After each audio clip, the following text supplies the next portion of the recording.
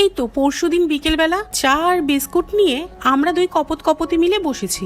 চায়ের সাথে বিস্কুটের একটা কামড় দিতেই আমার বর বলে উঠলো, প্রত্যেকদিন চায়ের সাথে শুধু বিস্কুট দাও, একটু অন্যরকম কিছু দিতে পারো না? এই তো সেদিন ইউটিউবে দেখলাম একজন চায়ের সাথে পাউরুটির চচ্চড়ি খাচ্ছে।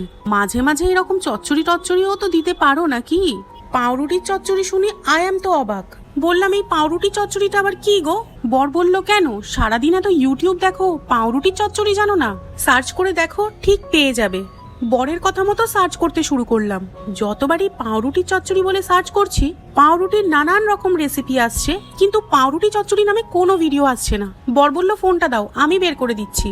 ও মা, দেখি না ব্রেড পোহা বার করে বলছে, এই দেখো কি সুন্দর আলুর মতো ডুমো করে কেটে শুকনো শুকনো চচ্চড়ি করেছে।